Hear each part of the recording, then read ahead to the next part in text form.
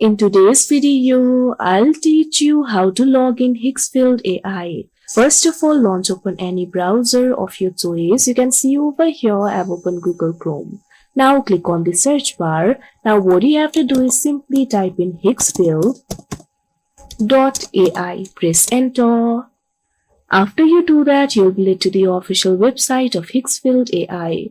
You can see over here, initially you'll be led to this kind of interface. So if you want to log into your Higgsfield AI account, it is actually very simple. Click on this option login that you can see at the top. Now after that, you'll be able to find various options to log into Higgsfield. You'll be able to find the options like Google, Apple, Microsoft and email.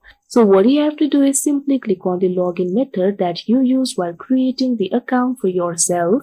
Here I'm just going to continue with Google. So for that, what you have to do is click on this option, continue with Google.